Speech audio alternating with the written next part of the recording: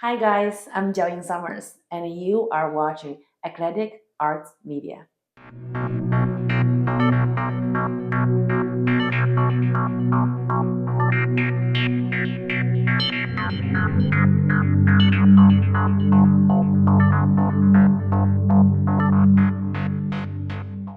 Well, welcome to Kirkland, Washington. I know you've been to Seattle earlier this year, but this is, I believe, your first time in Kirkland. Yes, And so, welcome here. And you have two sold out shows tonight. yes, very fortunate. Yeah, well, congratulations on that. Thank you. Yeah, and as we were kind of talking a little earlier, that's been about 3.5 years of your road on comedy's road, basically. And you've been very, very transparent about your things that you've come across to get into the position that you're at. It was not easy by any means. And that when you're first getting into comedy, you're trying to, like every other comic, trying to get some time on stage because you need to work with an audience. And you kind of took a different path. So how did you get the time to practice your comedy material? So, playing by the rules, when you start something new, you ask people who's successful and you ask them to give you advice. I think as a comedian, the advice anyone would give you is get on stage as much as you can, whenever you can. And the difference between being a comedian and being a musician or a singer is that if you're a musician or a singer, you actually can practice in home by yourself. As an actor, you can do your line in front of the mirror by yourself. But as a comedian, you have to perform in front of a live audience to get better, and that's a very tricky thing because if you are successful, you are invited to do any show. You have a tour. If you are just starting up, nobody wanted to see an open micer performing unless, and nobody want that.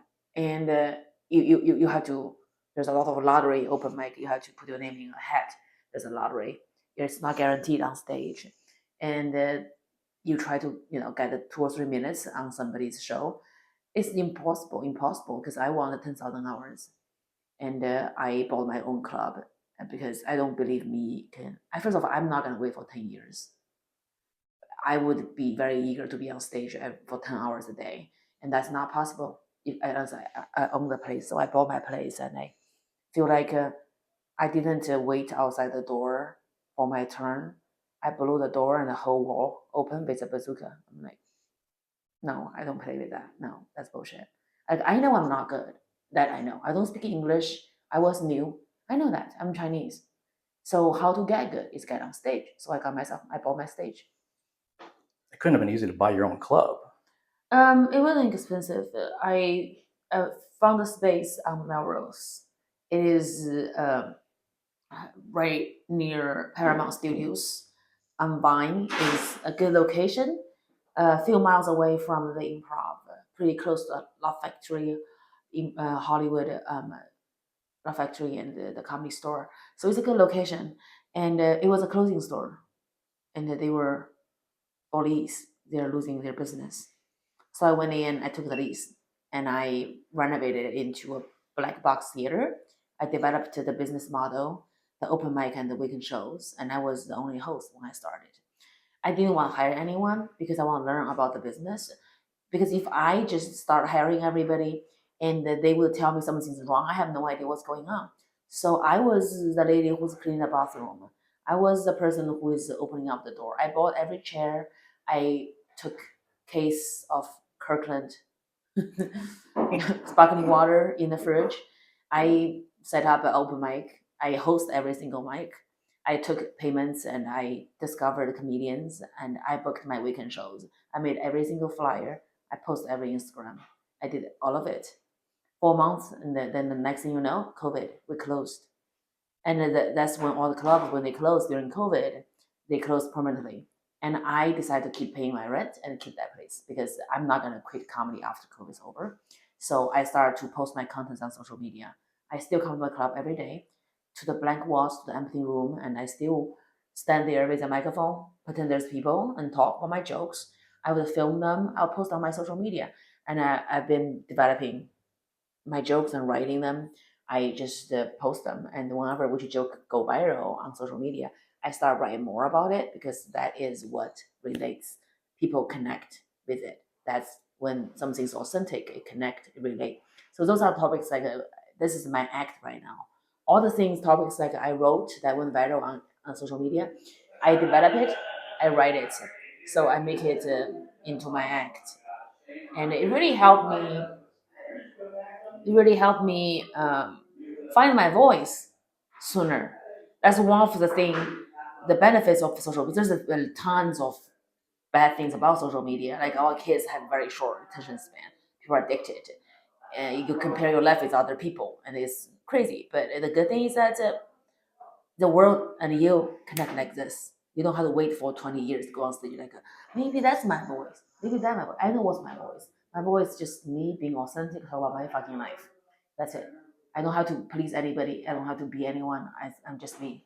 And I think social media helped me find my voice, and owning my club helped me the stage time I need under my belt to really perform around among the greats and don't look stupid.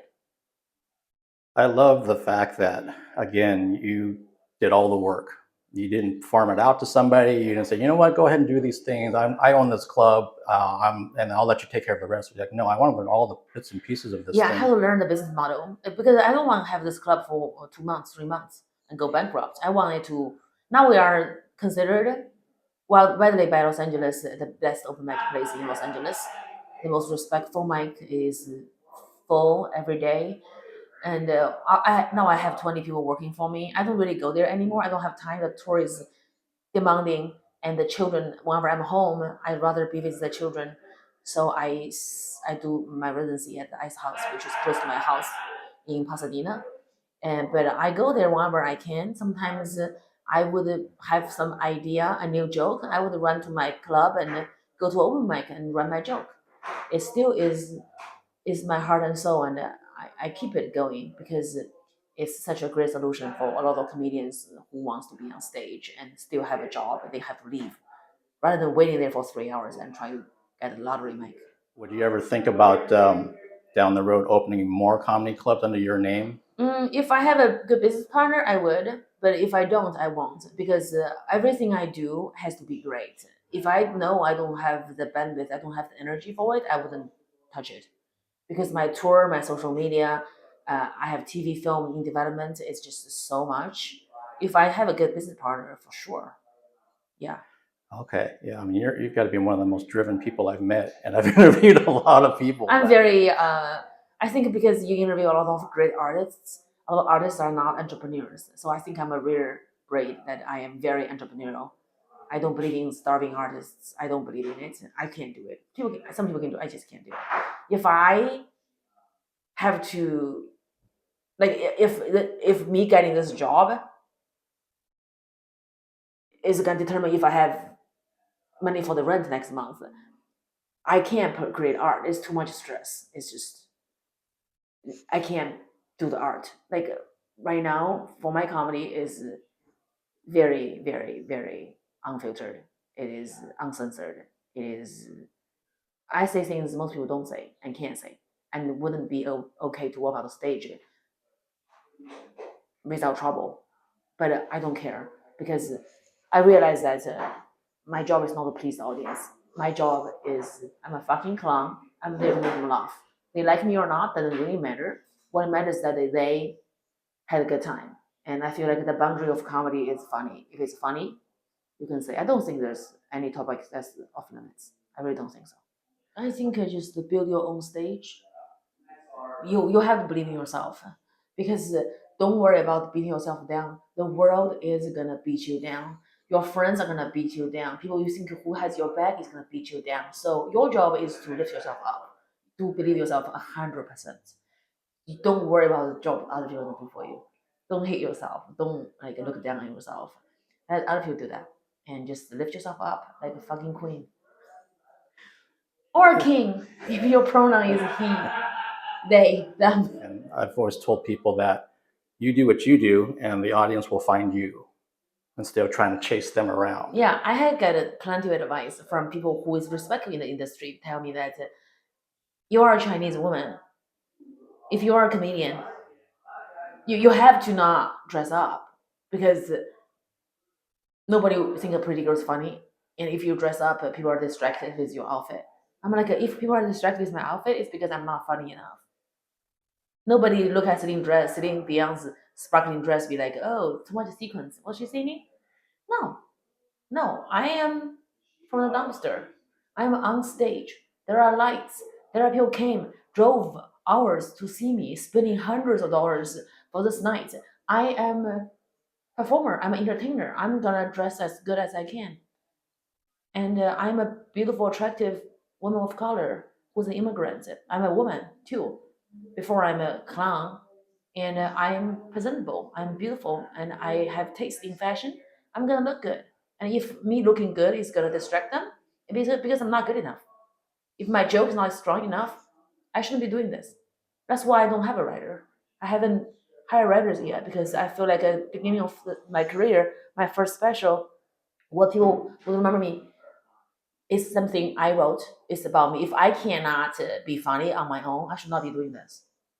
It sounds like you have a lot of different goals in mind. Since you're so driven, so entrepreneurial, what do you want to see within the next 6 months to a year with your career? Next 6 months, I believe I will already have released my first 1 hour comedy special with a major network that I think will be up for a Emmy award. That's gonna happen. We'll release the audio album for a Grammy award, and I'll have my first major studio movie that's out. I think my TV show is gonna be shooting, and I'll be doing theaters and smaller arenas, and that'll be what I see in 6 months and a year. That's a lot. Yeah, I don't even speak. This is I started learning English when I was 18. And this is not my first language. I can be so much more sophisticated, quoting Confucius, being brilliant in my first language, but because I have an accent, people look at me like I'm a moron. They think I'm stupid, I'm slow, I'm aloof. And it's very laughable because the most intelligent people have accents. And our grandparents, our mom, dad, they came to this country, with an accent, and they don't get the respect they deserve because there's nobody representing them. The media won't allow somebody with an accent who's Asian to be respected as brilliant, sexy, smart. They see us as we are the problem. Like English, British accent, oh, sexy. French, ooh, sexy. Spanish, ooh, sexy. Chinese, massage horror. Fuck that shit. This is bullshit. I'm gonna be here with my accent, representing for my people who live here, who is American. There's a lot of Italian immigrants. They have Italian accent, but they belong here more than our grandma who has thick Asian accent. Like is how somehow we don't belong here.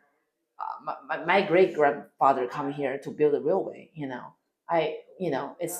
It's just because the lack of representation, and that is what's happening.